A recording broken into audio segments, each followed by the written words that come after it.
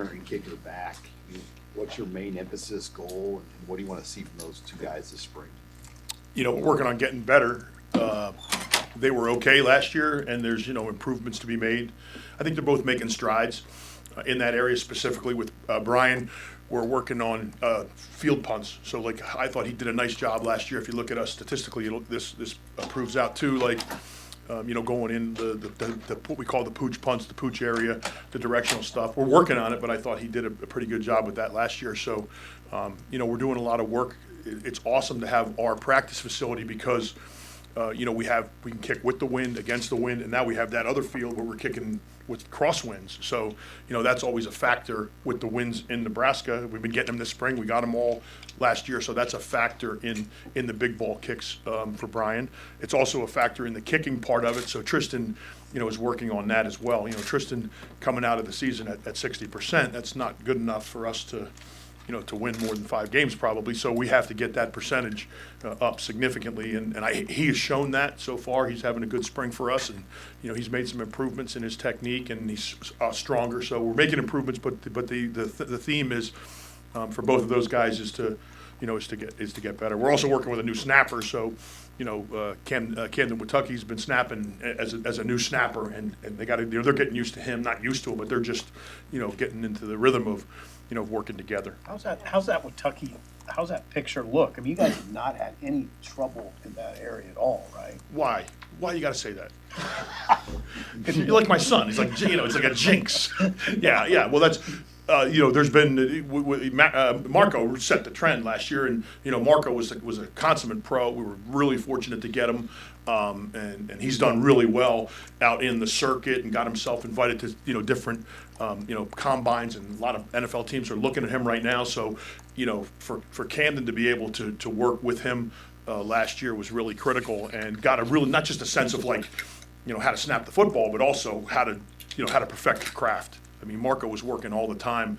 You guys understand, they're trying not just to get the ball to the holder, they're trying to get the ball to the holder so the holder can just take it and put it down and doesn't have to move the laces at all. So, I think Marco is as good a short snapper as I've worked with, and he was great with that. And he was meticulous about the details, and for Camden to see that was really cool. So, he had a good year experience behind Marco, and now he's got to step up and do it. How do you replicate that level of consistency? It's just we were talking about this today. We were talking about this today with Camden, where to try to get that level of consistency where the laces are perfect, and perfection is perfection. We're always striving for it, but we don't always get it. So sometimes, Amy, we're looking at 85 or 90% when it's all said and done, but you just got to go and rep. So today we were talking about.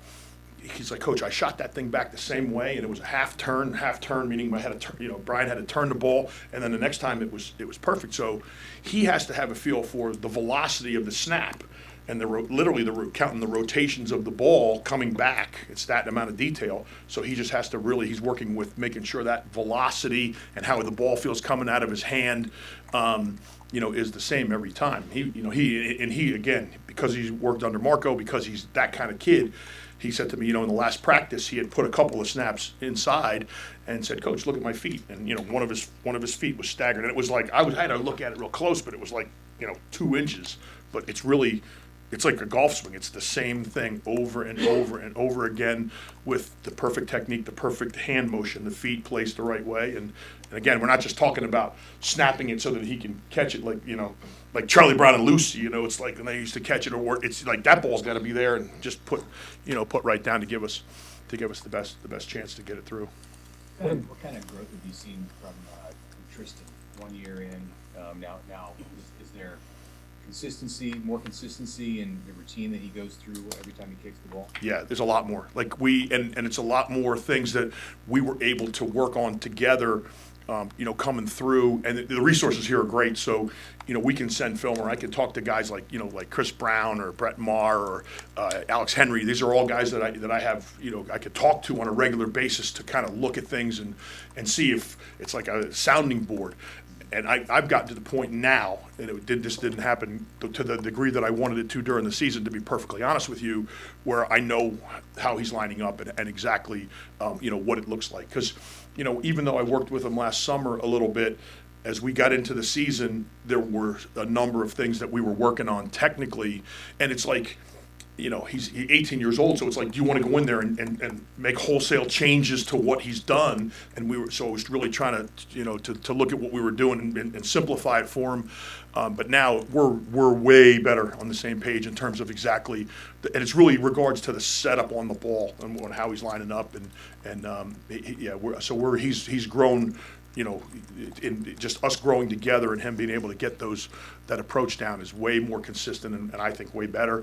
And he's stronger, so he's been another year, another whatever 6 months in our weight program, so his core strength is better. He's got a strong leg, as you guys know, but he's hitting it. He's hitting it with a lot of confidence right now. Since he came in here with so much hype and praise and all that, I mean, did you find yourself, since he was just a freshman, having to boost his confidence all while still coaching him, saying, hey, it's going to be all right, you're young, you're going to make mistakes? Yeah, and that's how coaching is now in this day and age, really, with just about everybody. But in a situation where you're starting a freshman, it's especially evident. But there's a fine line between pushing and backing off and and encouraging and getting them to stay focused. So that's the hardest part about coaching. And then you got the guys in your room, whether I was coaching the tight ends or the O-line or now special teams, they all have kind of different approaches and different buttons to push or different ways to motivate them to get them to perform. So most of it was with Tristan and with the guys nowadays, there's not a lot of pushing them to become more intense. It's really the other part of it. They're so obsessive at times with their craft that and everything that they do is out in front of the whole world now. It's not like when we played, it was like you could make a mistake and nobody cared or nobody knew. Now it's like they put so much pressure with this social media identity that they have that they're putting a lot of pressure on themselves. I can't even imagine, if you think about Tristan, right? So he's 18 years old. He's been coming to the stadium since he's been 5 years old with his grandfather, and he goes through his whole life. He's watching from the stands for 15 years, and now all of a sudden, he goes into what's the 13th grade. And he's now on the field kicking. Can you guys even imagine what that would be like? I mean, it's like you put yourself in those shoes, and it's like, wow, yeah.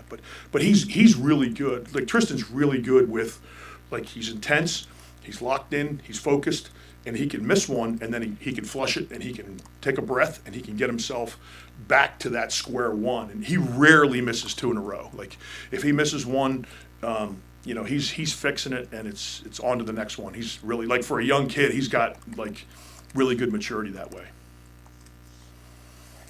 With the NFL kind of changing their kickoff approach, I mean, do you foresee that being in college soon? Or That was us last spring. Did you see us spring? Yeah, we're at the cutting edge of that. I don't know I don't have any idea what the college game will do, but it's not surprising to me that that the NFL is trying. I applaud the NFL for trying something different, because I know that there's an element of the NFL, there's an element of anything that is successful where it's like, do you really want to change it? So, I don't know what the data is in terms of the true amounts of injuries at the college game as opposed to the NFL. I know when I was a special teams coach in the NFL, they were looking at the punt play for soft tissue injuries, and the data had come back to us, and we had gotten in the room as special teams coaches and said, we want an answer for soft tissue injuries on the punt play. And we all sat down, it was about 40 of us on a Zoom call talking about the ways that the injury, we watched all the plays where guys got injured.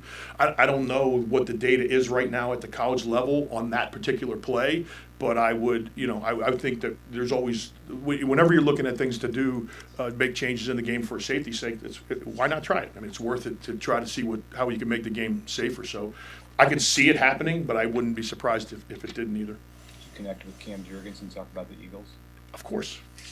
After I almost ran him over in the cart today, out there. We drive a golf cart around because we have 3 fields going, so wherever the kicks need to go, I'm zipping around in the cart. And we were talking about, we're absolutely talking about the Eagles, for sure. We're talking about Jason Kelce, how he came out of WrestleMania 72 out there and had the mask on, and him and Lane Johnson came out in Philadelphia for WrestleMania and wrestled their way to stardom.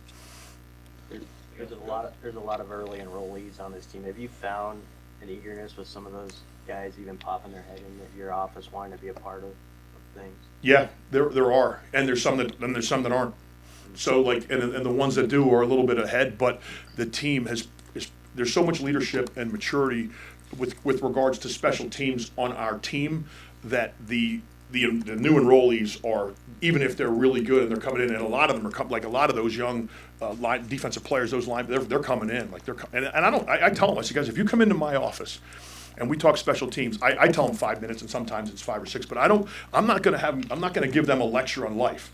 I'm gonna come in and say, here's your reps, here's what you did in practice today, and here's what you can do better. And I say, that's 5 minutes, that's it. Because I don't want them to be like, thinking like, oh, I'm gonna go into Coach Foley's office and he's gonna give me a lecture or he's gonna beat me down. I'm not. I'm just saying, here's what we need to do, and pay attention in the meetings. And the older guys are so helpful. Like, there's so many veteran players that are helping with all that now.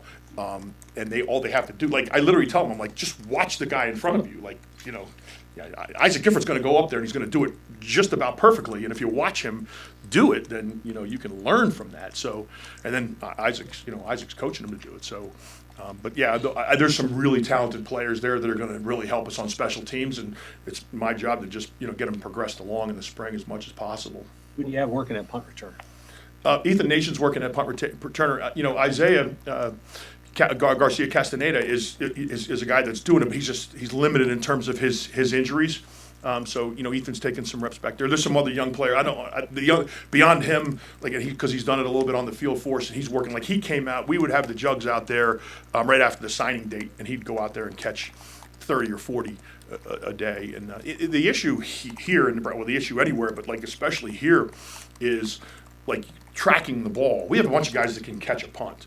It's the actual watching the ball, and with the wind conditions, and then we go from jugs to Jacob Hull's doing some punting for us, so they go from Brian to Jacob to the jugs, and then you got, like I said, if you're on the turf field, you got a crosswind. If you're on the grass field, you got the wind either in your face or at your back. So all those things are the guys are making really good progress with that. Other guys other than those two are making progress with it, but. That'll be. We got to build. My job is to build. We got to get 4 or 5 guys that can do that. As we ran into that a little bit last year, where we had some injury issues with that, and it was. But we need a major improvement in that area. Thanks, Coach. Thank you, guys.